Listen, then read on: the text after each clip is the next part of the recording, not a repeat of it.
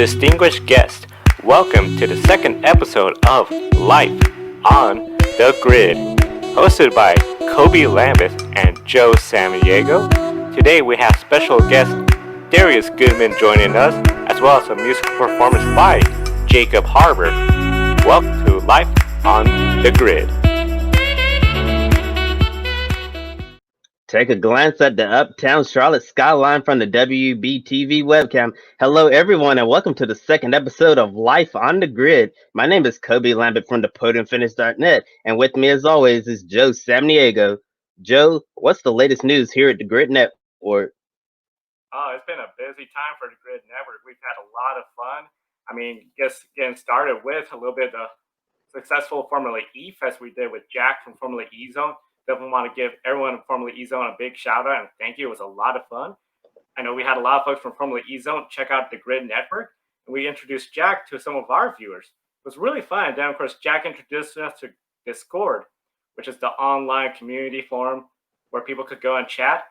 Good news, now the Grid's on Discord. So you type in Grid Network on your Discord app, you can definitely find us. And we're very excited about the future partnership with Formula E Zone. I know Formula E Fest for the Berlin E-Prix, 6 races in 9 days. That was just a lot of fun. Really great time. And of course, since then, we've been building up more. We got Jessica now, a MotoGP expert from Argentina with the Paddock Inside.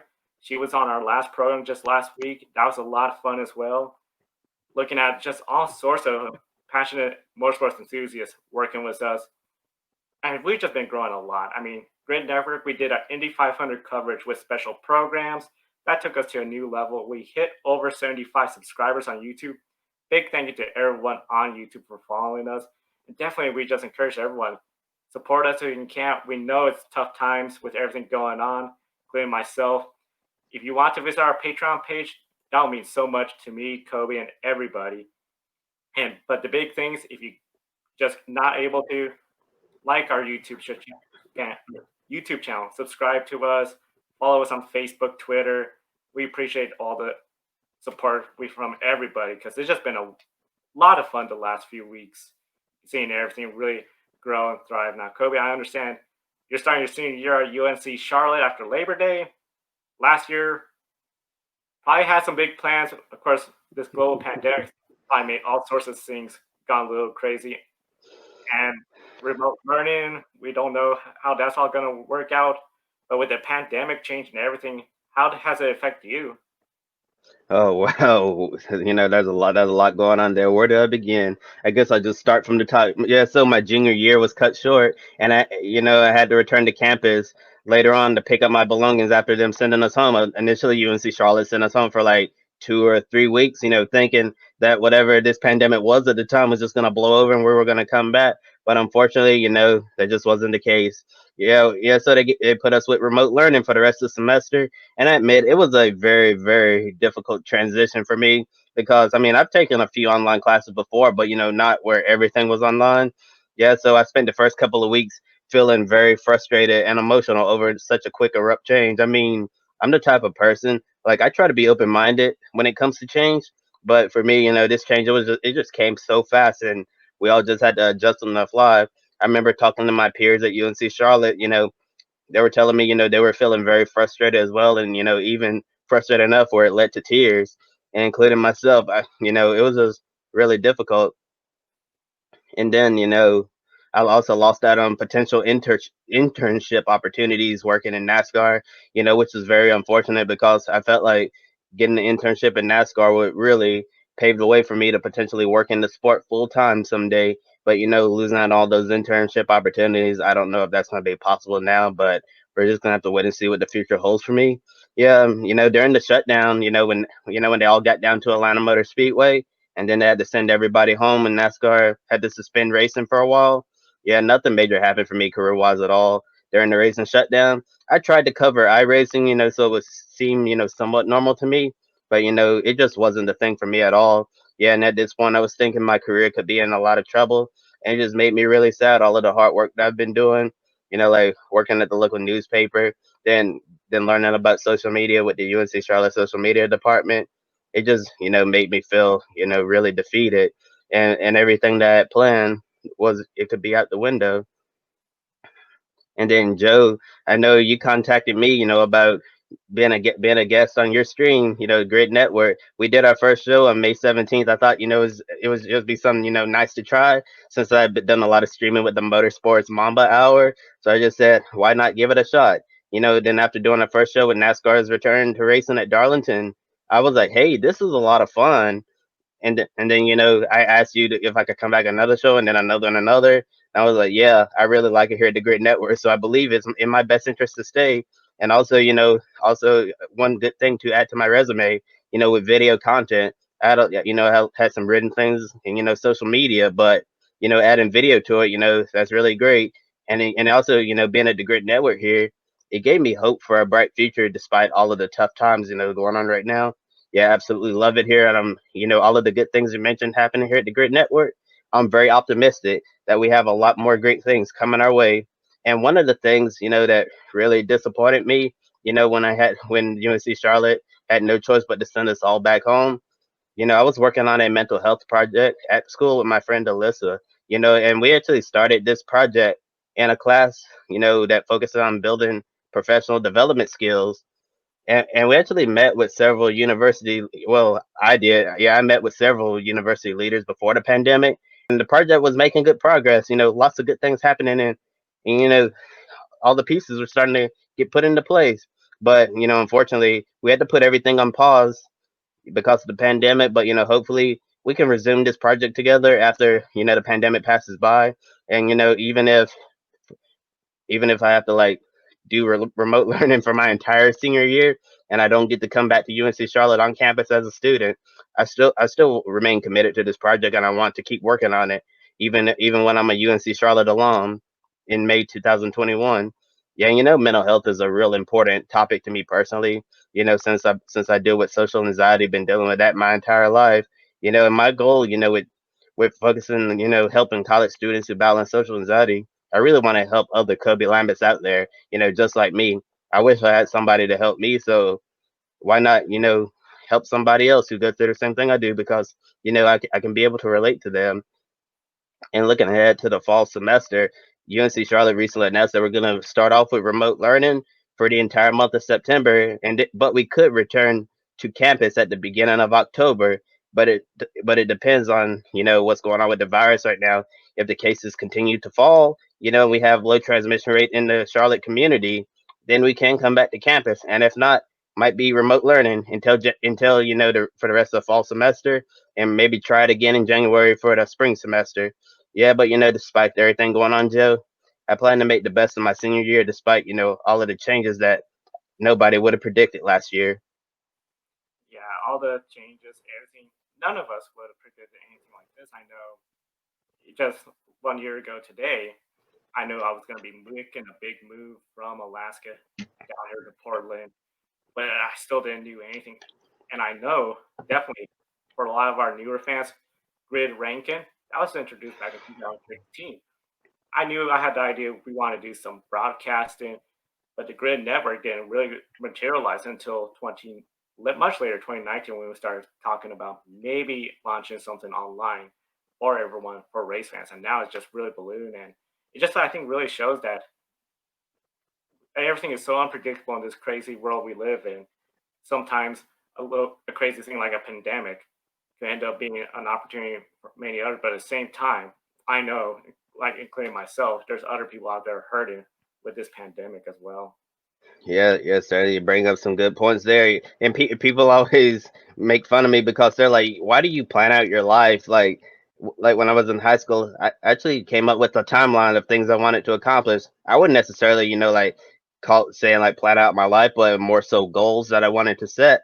And unfortunately, I didn't have a pandemic in my on my timeline, so I didn't really think that this would happen. But life can change at any moment, and we just have to do our best to adjust right on the fly. And as always, Joe, I appreciate all of your support. I'm very fortunate to have a place right here at the Grit Network where we can grow and prosper together. And enough chit chat. I think it's finally time to introduce our guest for tonight.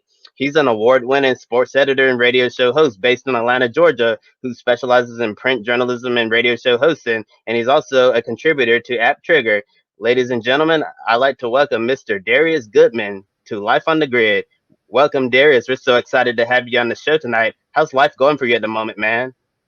Hey, Kobe, good to be here. Life right now is going pretty good.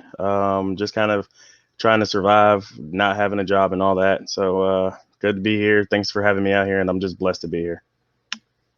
Yeah, very excited to have you here, Darius. Second episode, Life on the Grid. This program is really young. Last month we had Brett Winningham from Speedway Digest on here. It went really well, and definitely looking forward to having you on here because I'm sure you have a lot of great stories to share with us today. And I'm also aware that you've done a lot of incredible work in the media industry. I checked out your website, reporterdarius.com, and saw how diverse you are with all of your content. Yeah, I know you've covered NASCAR, IMSA, the WNBA, NBA G League, and high school sports. And I've also covered high school sports as well. I believe it was fall 2017. I worked with a local newspaper called Rockingham Now, and I handled social media duties, and I went to games with the journalists. It was more like an internship slash job shadowing thing where I got to see what it was like to be a journalist, and also updating all of the scores in our county social media. And I was actually really lucky that we only had four county teams, so it was easy to keep track of everything going on with all of the social media posts. And I understand in some counties they have more than four high schools. I was thinking like, oh my gosh, if that was all on one person, that would have been a lot. It would have been a lot on me. But I'm very fortunate that my mentors at Rockingham Now, they really believed in me. Helped me out a lot, and I wouldn't be where I am today without them. One of the things my mentors told me that is really key producing diverse content, in such a competitive field. So, like, why is it such a good idea to cover various sports instead of sticking exclusively to a single one? Being diverse in media is very tough. And by the way, I wish I had four. I had 22 by myself between two counties here in Georgia. But that was in Henry and Clayton County, which is two of the most richest areas for sports content and sports information out there. Great administration from Henry County and Clayton County as well, with all their great, wonderful athletic directors. Of course, I could go even further and continue to talk about them, but let me not go any further. I had 22 of them, so being diverse kind of just came with the role. I figured out when I was in college at South Carolina State University, covering softball was a really good thing for me. It allowed me to see that there are more than just the men's sports. And back then, I really wondered why did we, have women's sports, because nobody ever talked about them. And then went out there, saw a softball game, and was like, oh my gosh, now I need to make this my life. So then I just started getting this hunger to want to cover other sports that not many people would ever look at. I mean, people are going to look at women's softball, great. But then there's not many writers of it. There's not many writers of women's, volleyball. There's not many writers of women's basketball in general, which is like the WNBA, and which is, by the way, growing. So being diverse allows you to see from a different lens, and that diversity really helps, because when you start applying for more jobs or looking for new jobs or just looking for new ways to reinvent yourself as a journalist, that diversity is something that you can just like lean on and rely on and say, all right, let me go ahead and go do that.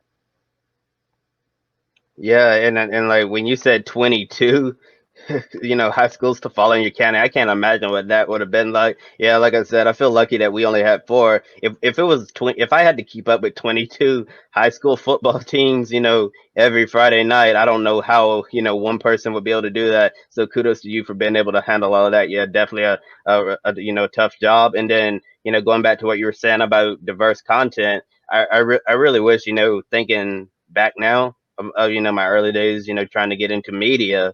I wish I listened to what some of my mentors said. They told me when I first came to UNC Charlotte, they wanted me to, go work with the school paper there, and be willing to do anything and everything. But I didn't really feel comfortable doing that. So I'm coming in there, to the sports section, and I'm like, hey, I'm a motorsports guy. I want to write about NASCAR and all of that. And then then opportunities came up that I'm going to call them missed opportunities now, where I had opportunities to cover baseball, track and field, and I made the mistake of turning that down. I'm like, I'm just a motorsports guy. All I know is NASCAR. I don't know anything about the other sports, and understand that probably wasn't the best way for me to go. It would have definitely helped me out a lot.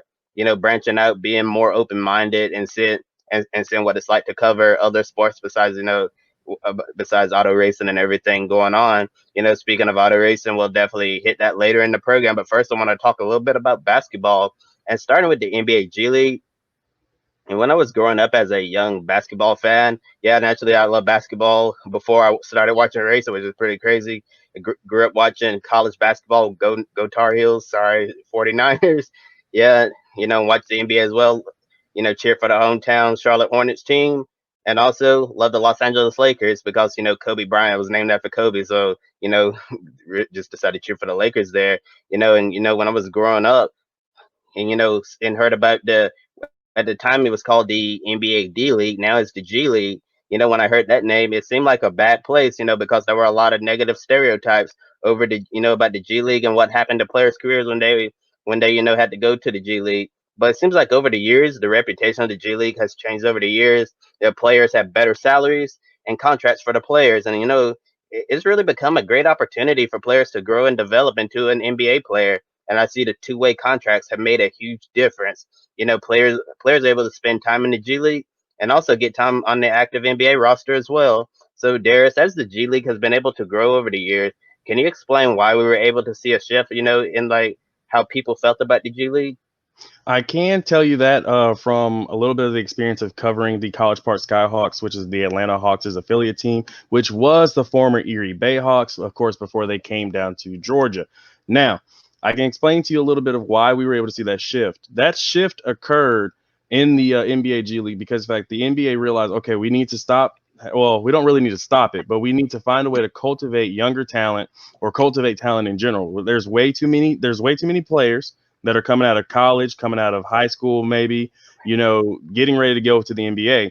And they just can't make it because there are so many, rosters or so few roster spaces and so many people. So the NBA G League was kind of created to help kind of offset that a little bit. They have had to work on the pay of it when they brought in Gatorade, and that's how they got the G in their name. But it was more of a really big shift in that dynamic because, I mean, take for example, and I know him personally now, Brandon Goodwin. He's from Georgia. Brandon Goodwin had a pretty rocky college career and wound up on the G League roster. Well, the G League roster happened to be the College Park Skyhawks, two-way contract point guard. He's played, well, he didn't just start with the College Park Skyhawks. He was with another team before that, but he came down to College Park and he was with the Atlanta Hawks. It was a good fit for him. I wrote about him back when I was with my former employer, Southern Community Newspapers Incorporated, which is a great company, by the way. Small company, still making it happen down there. I miss him so much. I love him. But, talking about Brandon Goodwin wouldn't have had the ability to get to the Atlanta Hawks if he had not had the G League there. And I'm only speaking from what I saw as a reporter up there in the media row and talking to him in media availability.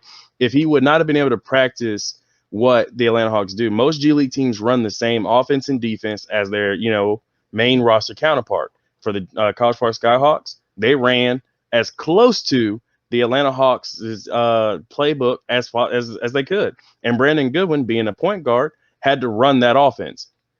And he did. And yes, sure, we had Cat Barber, Marcus Derrickson, which is some big names. I mean, Cat Barber is, goodness, he's fast. I'm sorry. If you ever get a chance to see Cat Barber on court, if you're looking the wrong way and he has a chance to pick your pocket for that ball, he's going to pick the bread basket. He's going to go to the hoop, and you're going to be still standing there looking like, where did the ball go and why is the other team cheering? Just saying. But that G League has helped because it's allowed so many young players that wouldn't have made a roster any other way a chance to make those rosters. I mean, we've got so many of them. I mean, I could name as many of them as I wanted, but I'm really not. But I think Siakam came from the G League at one point and made the main roster and just took off. I could be wrong, and I'm sorry if I am, but I really believe that he was the most recent one that was like a real big name.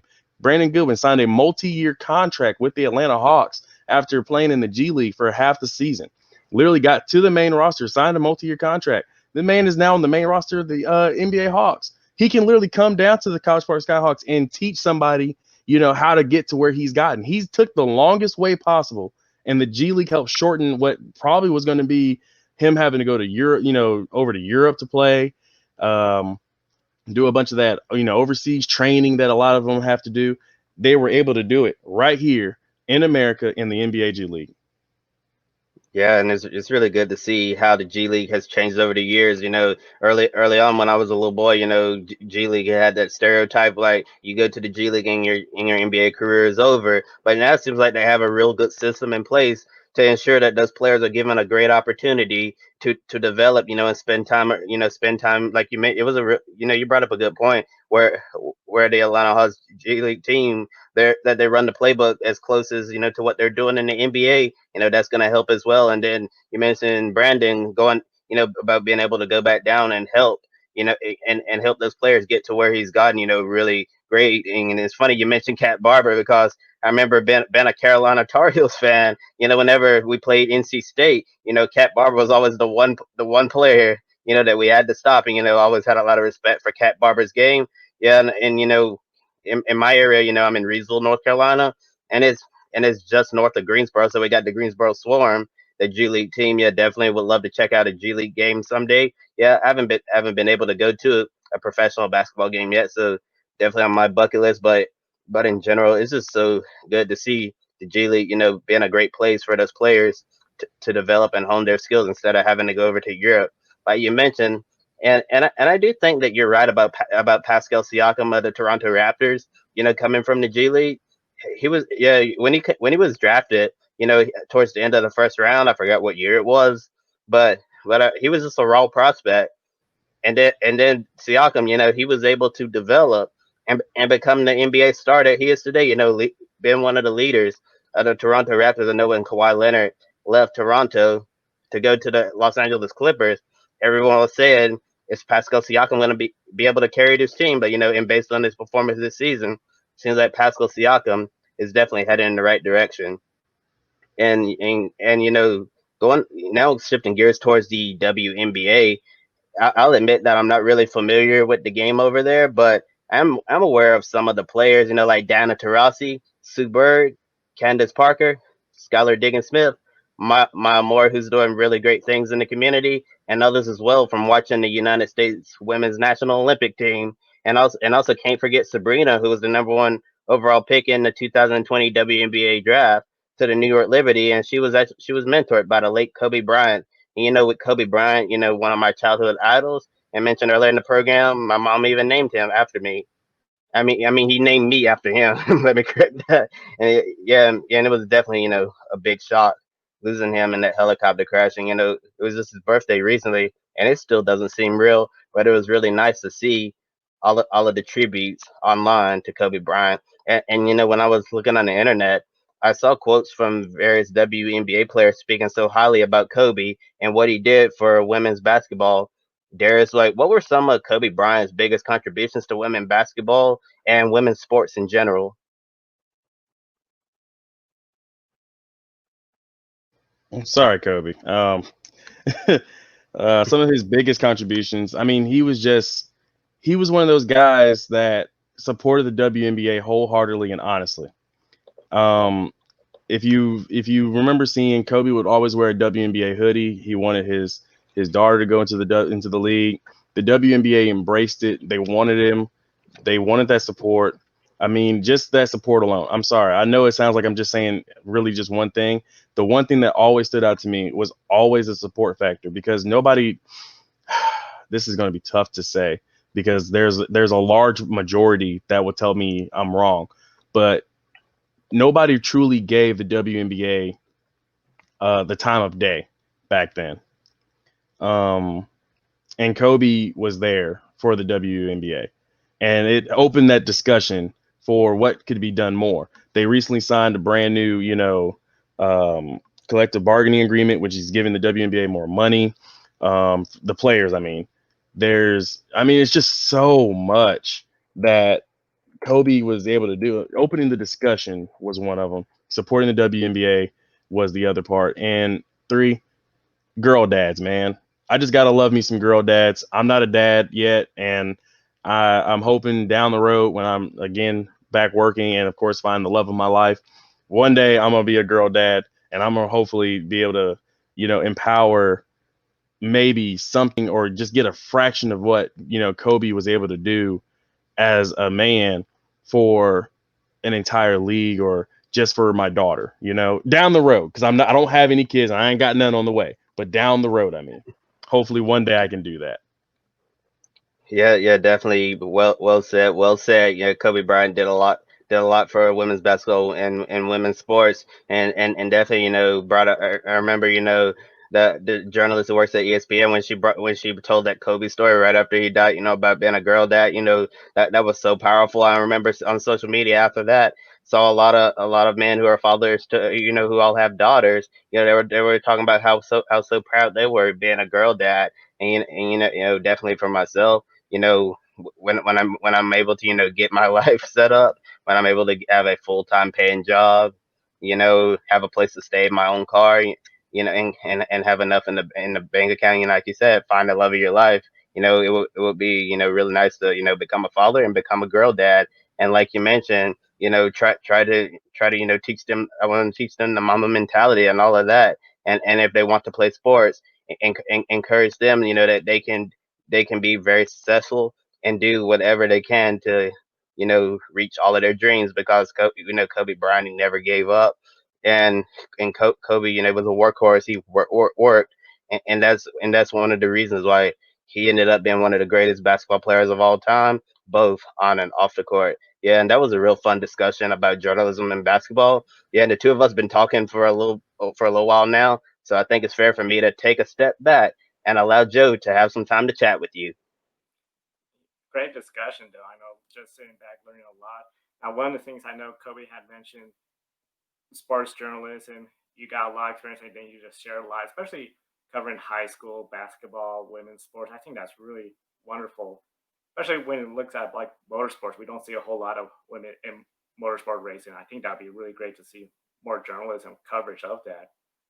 One of the things on your Twitter bio, I know it said free agent sports editor, and you had mentioned you lost your job. I know that was early on during the pandemic. Very sorry to hear. I know you, many other in the journal industry, greatly affected by the pandemic going on, and just now the struggles of trying to find another job, especially within journalism. If you're comfortable talking about it, just curious, like how's your job search going? Well, the job search has been pretty rough. I mean, I lost my job back March 20th at like 9:30 a.m. on deadline day, which was a huge shock to me. I had just finished putting together the paper, putting in the last couple of stories with some of, which retained a lot of the features that I'd been able to unearth, that I had never got around to during, the seasons. Again, covering 22 high schools at the time, some of those stories fall in the cracks. And I was like, okay, yes, we're in the middle of a pandemic. Yes, there's a lot of people that are unfortunately losing their lives because of this. But there's now a chance for me to find a way to give people good news of of people in general, fighting through their own adversities and becoming top players, or a coach who's, given more to the game than what he's ever received. That was something that I always look forward to. So in order to lose my job the way I did, it was a slap in the face, man. I went out. It took me a week to really recover. Um, Personally, I jumped on iRacing, trying to find something to do to stop from twiddling my thumbs. The nervous energy that was there, it was rough. And then I started applying for jobs. Well, the job search is still pretty barren. There's not many jobs that have been able to reopen. Lots of journalism places have, uh, they've been impacted very negatively in most cases, or at least the jobs that I've been looking at. And that's not to talk about the entire media landscape. There's a lot of people out there that can offer jobs, that have been able to offer jobs, that have been getting jobs. But I guess for us newspaper type guys, our our market is smaller because a lot of the newspapers have either had to fold, they're struggling to get back by. Um, like I said earlier, I feel for, Southern Community Newspapers Incorporated. That was my former employer. They had numerous newspapers in and around Georgia, which includes the biggest newspaper in Georgia, Gwinnett Daily Post. And I worry about the people that were there, the people that were also laid off. I mean, I was one of the first couple that was known to have been laid off early that morning. My buddy Joe Agee. He was a government reporter, big motorsports guy. He actually won a Georgia Press Association award for a photo he took at Road Atlanta of with one of the Mercedes crashing into one of the sand traps coming up, I believe, through the final chicane right before you get down to the I believe you call it now the Michelin Bridge that drops down onto the front straightaway. Again, I could be wrong. There's a lot of different corners out there in racing, and I could always get the names wrong, and it's just hilarious. Don't get me started about Circuit de la Sarthe. I always lose track of how many names are out there for all those corners. I do know one thing's for sure. If you're on the Mulsanne Straight and you're in the Indianapolis, I know where you're at. Anywhere else, don't ask. Oh, and the four chicanes. Don't ask me anywhere else about Circuit de la Sarthe, okay? But, me and my buddy Joe, he was laid off. He was brought back, and I'm not entirely sure of everything that Joe's got going on, but it doesn't seem like I'm going to be called back anytime soon. We got high school sports about to ramp back up, so the job search hasn't really gone well for me. Does it suck? Yes, but at the end of the day, I've got my own portfolio, which if you're a journalist out there listening, please check out authorry.com, authorY.com. No, that is not a sponsored plug. No, that's not me telling you what to do. Authorry.com is just a way for you to get all your clips in one place, because when you're facing what I had to face or have to face right now, I mean, I've got over 2,000 articles that I've written, and trying to save 2,000 articles to your PC in individual link form is tough.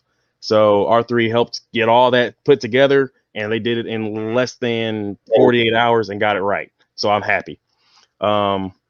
But as far as job search, it's horrible.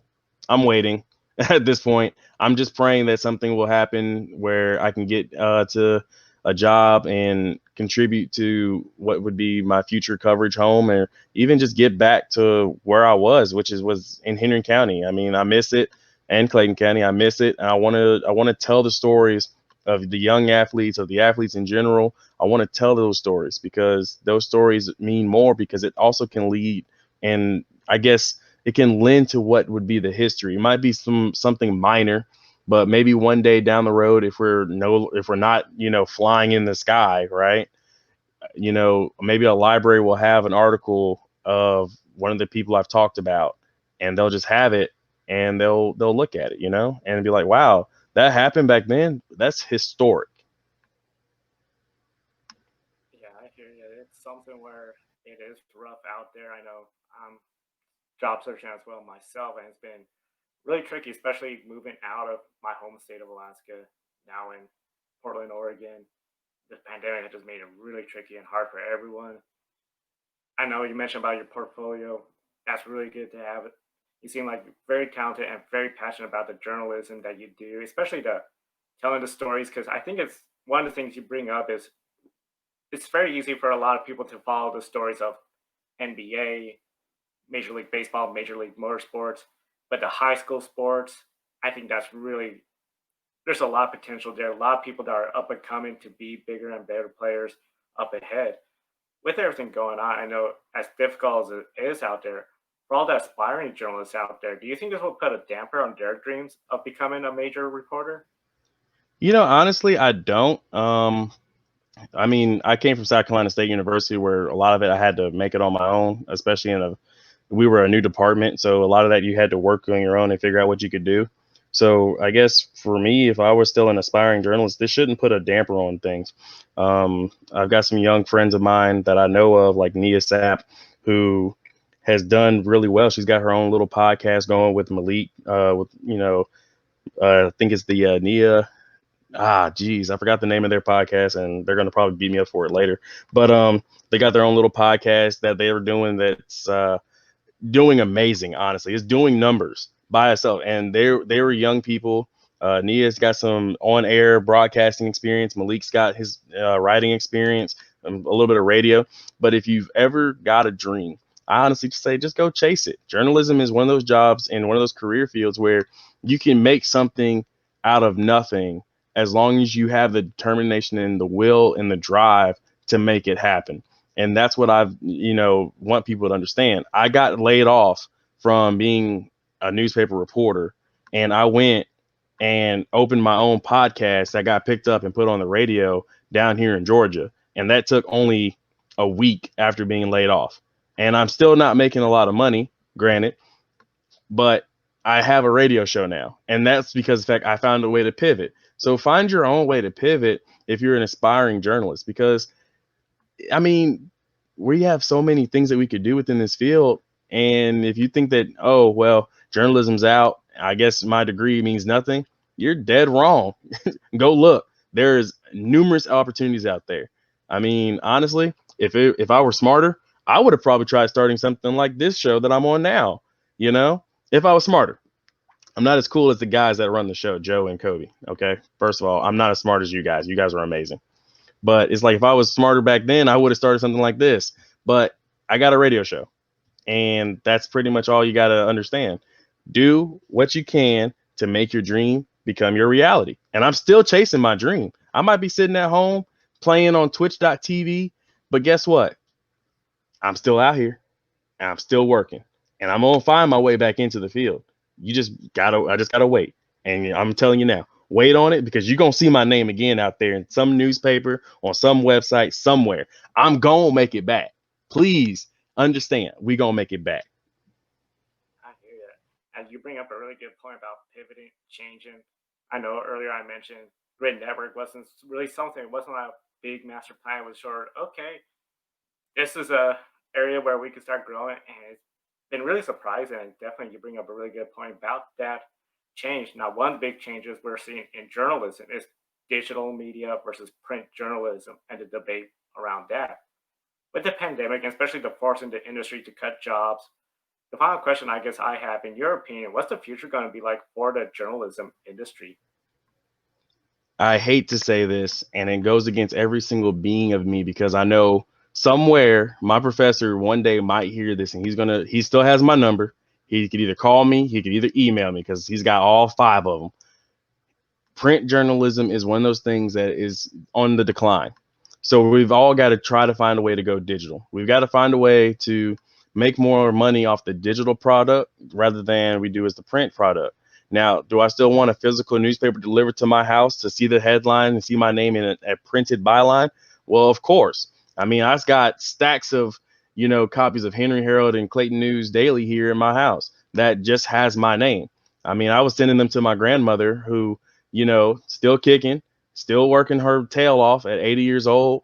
And she was taking the newspapers, and little did I know, she was cutting them up and putting them into a scrapbook for me to have as memories, because she still believes that, print journalism has its place. And that kind of lends to that future of what, we should probably aim for. So if we all focus on the digital aspect as journalists and build a print product around it or something, maybe even a newsletter, or, you know, as long as we get out of that field of just print product only, print is the number one thing only, and we start pivoting towards that digital aspect, I honestly think that we can still save what's left of the newspaper industry if we can focus and save our digital aspects. Because I really feel like we should have made journalism, and I'm nowhere near as old as, my former CEO or anything like that. But I really feel like maybe back in the day when I was really young, before I even thought about what journalism was, we should have never let journalism or news in general be considered free on the internet. It was a great boost at the time, but it really hurt us over the long run. And I believe journalism and print journalism in general is declining. Digital journalism's on the uptrend. So I'm gonna go catch on to that coattail over there and see if I can try that. Real good, discussion. Listen to you and Joe talk right there. Darius, you brought up some really great points that, I'm definitely going to listen to myself, keep working hard, follow my dreams, and really appreciate all of the kind words said about us here at the Grid Network. Yeah. Joe found me, then I decided to give it an opportunity. And I understand a lot of people who support me always tell me not to jump at every opportunity that comes your way. And actually, at first, when Joe first introduced this idea to me, at first I actually turned him down. I'm like, nah, I'm gonna wait a little bit. And then he followed up, and then I decided to give it a shot. And here we are. So, looking forward to whatever comes our way here at the Grid Network. Yeah, yeah, and highly recommend everyone who just listened to what Darius said, go back and listen to it again later, because he brought up some really, really excellent points, very powerful stuff. And now I'm ready to talk about some motorsports. Yeah, Darius, we understand, you're very familiar with NASCAR and IMSA, and it's actually, for myself, it's funny how I got into racing. I actually found NASCAR on TV by accident in February 2007. It was the 2007 Daytona 500, and it was truly love at first sight. I've told this story, a million times, but I believe I'm going to save it again for, a rainy day. Yeah, and I always find it interesting to hear how other people discover their love for motorsports, and that leaves me wondering, how in the world did you become interested in motorsports? I'm sure by now you realize I like to talk a lot. So imagine talking a lot when you're a young kid and your family just wants you to, I hate to say it like this, but they just want you to shut up. And they wanted me to shut up. So they were flipping through channels on TV. I was about 3 years old. All I heard was "Meow" across the screen. And it had my attention from there. And I started collecting die-cast cars. I remember having an old Darrell Waltrip number 17 car that one of our lawn guys brought to me one day. I mean, literally, that's how I became interested in motorsports. Literally, at the age of 3, my mom wanted me to shut up and put on motorsports, and there you go. I got into motorsports. Well, that's quite a story. You talked a lot, and and, put motorsports on the TV, and that's how you became interested. And actually, it was really funny because I'm quite the opposite of you, because I was a quiet child, and I'm still a quiet person today. Always by myself, very independent. I was quiet, and just found it on TV by accident, and you just talked a lot, and you put it on TV, then you fell in love. Wow, that's definitely an interesting story. You've been a young motorsports fan, and that's how you discovered it. And since we talked about how you first discovered your love for racing, as a fan, what are some of your most notable memories covering motorsports as a professional journalist? My most memorable happened to be the first week I was hired at the Henry Herald newspaper, which is a Southern Community newspaper property. I was picked up, and within the first 2 weeks, I had to go to Atlanta Motor Speedway. Well, at the time, and forgive me, I'm a big NASCAR fan, but Atlanta Motor Speedway, I always thought was nowhere near where my company was. And I didn't know that Hampton was 20 minutes outside of where the newspaper's home base was. Well, I was told to go cover the Atlanta race because that apparently was our home race. I was super stoked, super excited. Chase Elliott was there for, in his rookie season. Took a ride with him in the pace car, or actually in the car, because it was like a cup car, wannabe car. And we took a quick ride around Atlanta Motor Speedway, which was amazing to feel. And but that's not really truly all of what I remember. My most notable memory, uh, it was the NASCAR Cup race, and I believe that year in 2016, Jimmy Johnson won. Right, Kobe? Yeah, I believe so. Well, media availabilities was happening. He had finished the race, came into the media center, and if you've ever been to the Marcy Scott Media Center down in Atlanta Motor Speedway, it's pretty small, right? Well, Jimmy was up on the stage. He was talking, answering media questions. I was afraid. It was my first year as a pro journalist. I didn't want to ask a dumb question, or I didn't want to sound dumb amongst the rest of the media members, right? So I never got a Mhm. chance to ask him a question. Well, NASCAR's social team, and this was back when they were, still doing driver interviews on Twitter and as letting drivers answer questions and things like that. Well, NASCAR social team was sitting right next to me. Jimmy Johnson, the man who I had idolized from the time he was a rookie and throughout literally his entire career. I have loved Jimmy. The way that he embodies the sport, the way that he carries himself is literally how I've always imagined him. Like when I saw him on TV, I always thought, man, is there any flaw in this man's personality, this man's character? See him sit right next to me, and it was at that exact moment I realized he is exactly what I thought he was from when he was a rookie all the way up till now. And I will always cherish that moment because could you imagine 2 weeks into your career, you're sitting next to not only, well, at the time he was a 6-time champion, but not only him, but you're sitting next to what is probably the brightest star in NASCAR at the time, next to Dale Jr. Yeah, wow, that's definitely quite a story right there. Right next to Jimmy Johnson, you know, because when you have people who have a hero that they idolize, people usually say you don't ever want to meet your heroes. You're going to be very disappointed. But we're looking on the flip side of things for you. Jimmy Johnson was everything that you expected him to be. Jimmy Johnson, will end up being one of the greatest drivers in NASCAR history. And Jimmy's also a good person off the track as well. And it's really good here, and that Jimmy turned out to be exactly how you expect him to be. Because for a lot of people, when they meet their heroes, it's a real disappointment, leaving them wondering if I ever should have met my hero in the first place. And talking about other important issues in NASCAR, I understand one of them most recently has been about race, not the racing on the track, but race in general. And we all know what happened. Back during the shutdown when Kyle Larson used the N word during an iRacing Monza Madness stream, and ended up getting fired by Chip Ganassi Racing. And then we saw how NASCAR stood up for Bubba Wallace at Talladega when they thought a hate crime had been committed in the garage with the rope that was tied in the form of a noose. And I understand, going back to the Kyle Larson incident, you wrote a piece for Kicking the Tires, like how you felt as a minority journalist. So like, how did you feel about Larson using that racial slur as you were writing your piece? And also, has your opinion on Kyle Larson changed since then? Well, I felt really upset because Kyle Larson, young bright star, growing in NASCAR, and as you can tell, I'm not as passionate or as upset, sorry, as I was, back then, because I've taken some time out and looked at everything, and he's working his way back to NASCAR. Yes, he said the N word, and me as a minority journalist walking through the garage in NASCAR, we're working on the diversity. NASCAR's Drive for Diversity program is working. I'm glad to see that NASCAR stood by Bubba Wallace when the rope incident happened at Talladega. And I'm going to be real with you. I didn't, at the time, I didn't like Kyle Larson, back then. I really was, I didn't want him to lose his career. I didn't want him to lose his ride, first of all. I understood the suspension. I understood how it all transpired. I understood the sponsors pulled out. I respect the sponsors for their decision to pull out.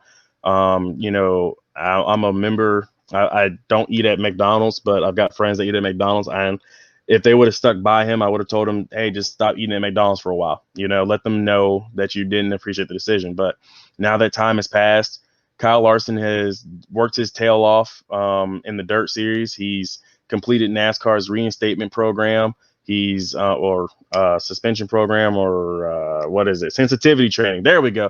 I was going to get it eventually. Okay. He's completed his sensitivity training. He's apologized for the situation. He's running dirt. Nothing else has happened since then. I feel like Kyle Larson, and just like Bill Lester would tell me anytime. And by the way, I love Bill Lester. I'm glad he's still here in Georgia. I need to go meet him. I need to go see him again, because I haven't seen him since he came to Atlanta Motor Speedway to talk to Bubba Wallace. But that's a very different story for another day. I was there for that. That was amazing. But he's done everything he needs to do, and I feel like I can forgive Kyle, but I'm not going to forget what Kyle has done. I want Kyle to not give up on NASCAR. I don't want fans to condemn the man. He has apologized, and I feel like it's time for us to allow him to come back to NASCAR, even though it's not been we make it sound like it's been 5 years, and that's how this year has felt, but it's been a year. It's been half of it, or whatever. We want Larson back. He's a good talent. He's a generational talent. And I mean, as long as he doesn't do anything stupid again, I'm going to support Kyle Larson just like I would anybody else in the garage. If I got to interview Larson, I'm going to walk up to him just like any other journalist would, and I'd still talk to him, asking questions just like normal. That's how it's going to be. That's how it should be. Us journalists, we're not supposed to skew one way or the other. I'm going to stay right down the middle. Just like how I wrote about the bad, I'm always going to write about the good. So if I was still a journalist right now covering Larson and I was black and I had the opportunity to cover him during all his dirt triumphs, I'd still write about Kyle Larson directly as he is, just the person that he is. Yeah, you brought up a good point there, about being fair and balanced. When I'm taking my journalism classes at UNC Charlotte, we talked about that all the time. Like it doesn't matter, if you dislike the person, you still have to be fair. So like if I'm writing an article about Kyle Larson on the dirt track and all the success he's having, I can't try to, find every negative thing to say about Kyle Larson, because because I may feel a different way, feel like that, that what he did was unforgivable, yeah, then write bad about him. That's not ethical at all for a journalist to do that. Learned a lot about that in my ethics and journalism class. Yeah, and Kyle Larson, doing really great in the dirt tracks, and also seeing that he's doing some things to educate himself about like why people can't say the N word, and why it's something that shouldn't be in his vocabulary. It's been real nice to seeing Kyle Larson do all of this on his own, and take the time to learn, listen, and educate himself. And I think that the most powerful thing, with this situation is that he went off social media, and he didn't, and he just basically did it on his own without telling anyone. And he didn't like do it, just like for a photo op, just so make yourself look good and like that I have changed. And while neither of us know if Kyle Larson has truly changed in his heart, I really hope that all of the work that he's doing is genuine. But I believe I agree with what you say. You can forgive Kyle Larson for what he did. Kyle Larson basically lost everything, and he's working to build himself back up. So yeah, definitely you can forgive Kyle Larson for what he did, but you'll never forget what he said. Yeah, and you're now moving back to Bubba Wallace and the support he had from the garage at Talladega. You know, those scenes, it was such a powerful pre-race scene that I'll never ever forget. And it just shows, how we've come a long way, but we still have plenty of work to do, not just in NASCAR and motorsports, but as a society. And Darius, I have to ask you, as a black man and black reporter, how did it make you feel seeing NASCAR stand up for Bubba Wallace and the sport taking such a favorable stance towards promoting equality and inclusiveness? Well, all right. First of all, and I've told Bubba this straight up. Back in the day when he was younger, I didn't feel like Bubba had what it took to be a good driver.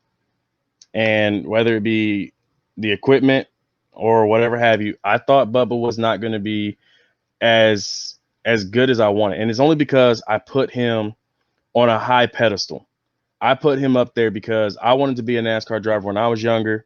Of course, never had an opportunity to. And you know what they say, those who can't do. So I went and became a journalist to cover the sport. And from the time of me seeing Bubba for the first time ever when he was racing in the truck series, I put him on a high pedestal. And I guess you could say I unfairly kept that judge going when before any of all this happened. Okay. And I told him this at the Atlanta Motor Speedway pit party, which is held at usually a Quick Trip because Quick Trip is the sponsor of the Folds of Honor Quick Trip 500 at Atlanta Motor Speedway. He was there, so was Kyle Petty, and I told him I feel like I have unfairly judged who you are as a person, as a driver. Well, not as a person, as a driver. I feel like I've unfairly judged you, and I never got a chance to follow up with that conversation with Bubba because I got laid off. Atlanta's race was canceled. Blah blah blah. So many things have happened. Coronavirus. Blah. Right.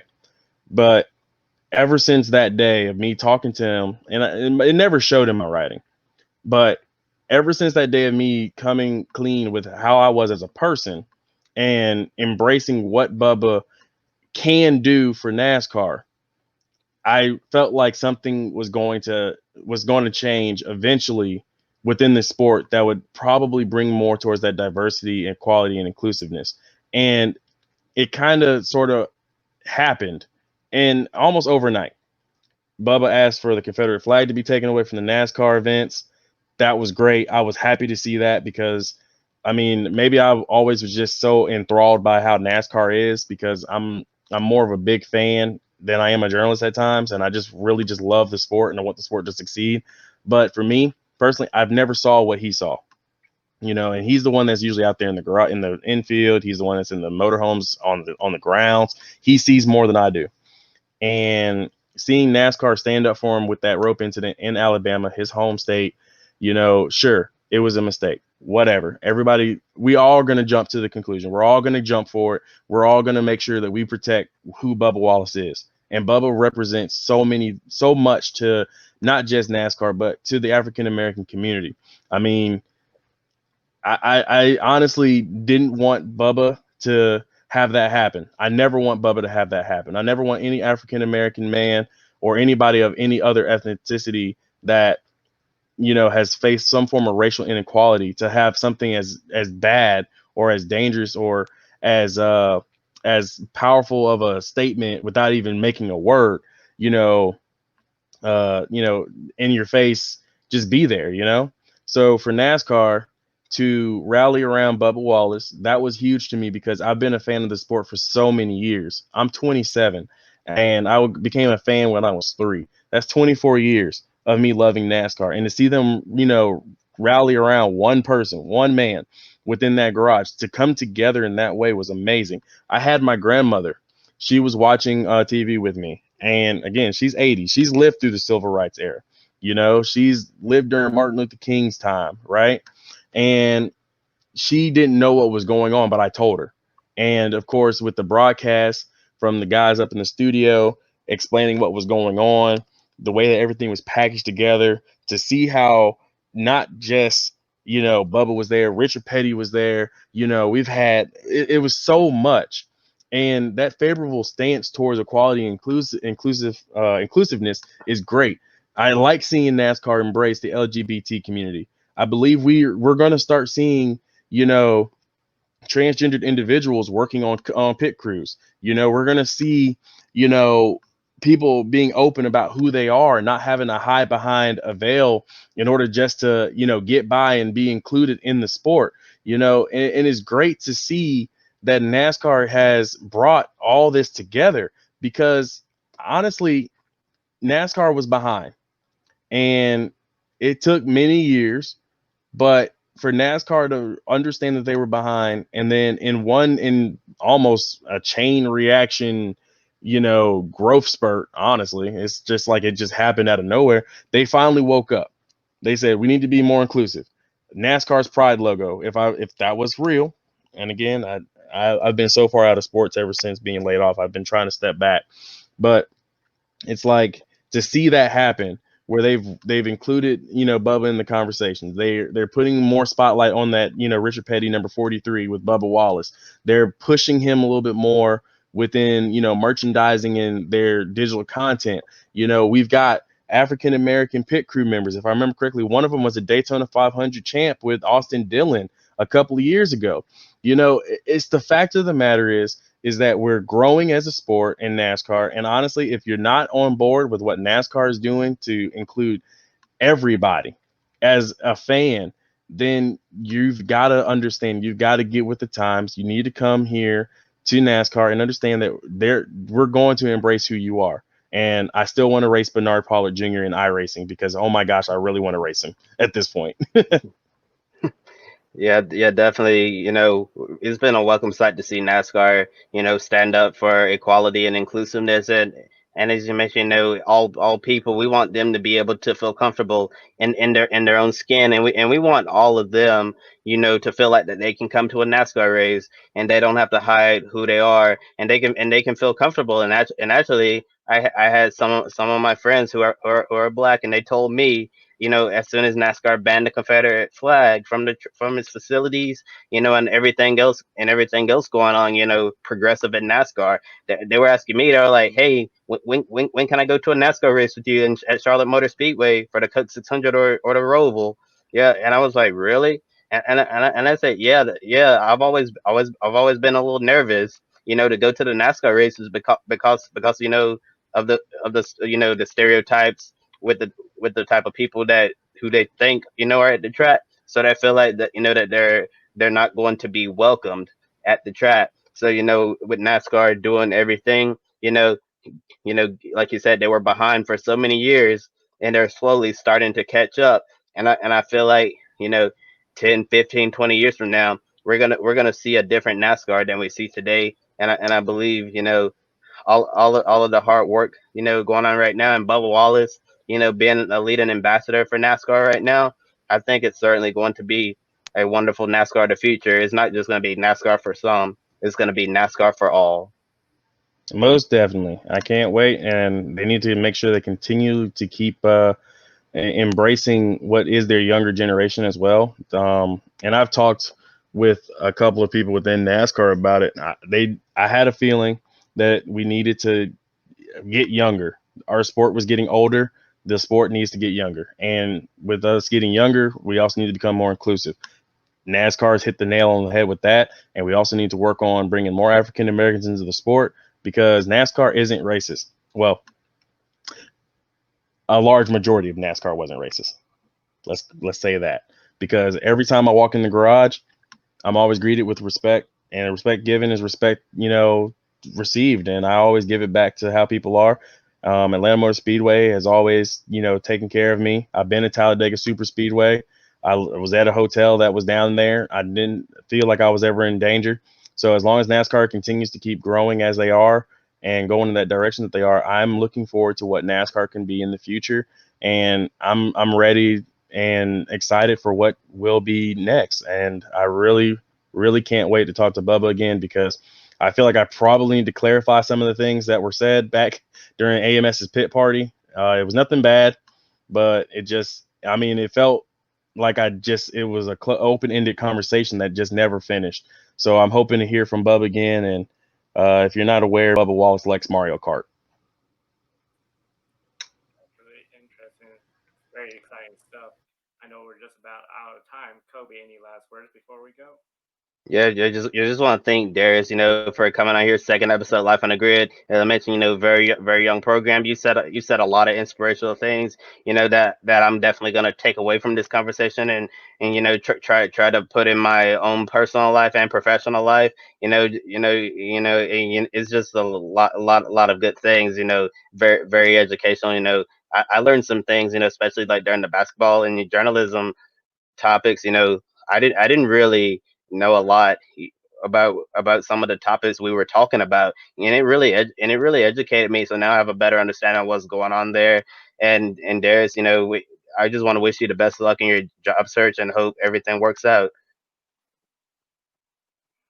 Definitely, I echo that. Thank you for being on the show, Darius. I know, wishing you the best of luck with the job search. Any final words before we introduce our musical guest?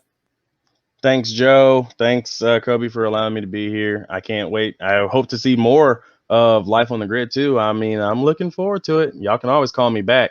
Maybe we can call up Ed Clark, former Atlanta Motor Speedway president. That man's got a lot of stories to tell. That sounds like a lot of fun. Definitely be a lot more for all our viewers. Of course, we got a full playlist of Life on the Grid, the first episode, as well as all our programs on our YouTube channel. With that said, we're very excited about our next musical guest, Jacob Harbour from Jacob Harbour Music, and his new song, Trash on the Grill.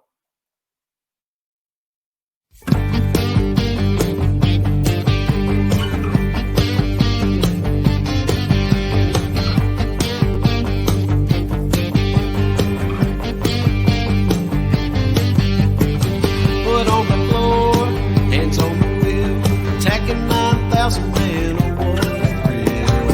Running low or running high, I'm the luckiest man alive. My heart is thumping out of my chest. This girl of mine is one of the best. My temp gauge is pegging, oh my engine don't give. Got me overheating, baby, you're the trash on my grill.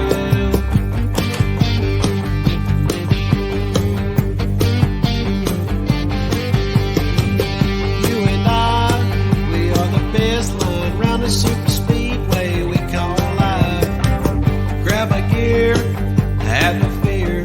800 horses down the straightaway, yeah. My heart is thumping out of my chest. We're sticking through the corners with some of the best.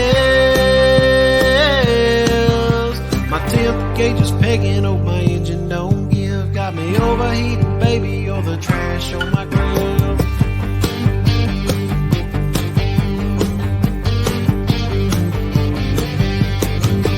Of ours, oh what a feel. Set up and handling our fit to kill. The strategy for you and me, hold it wide open to the victory. My heart is thumping out of my chest. Race train rocking way past the test. My temp gauge is pegging, oh my engine don't give. Got me overheating, baby, you're the trash on my grill.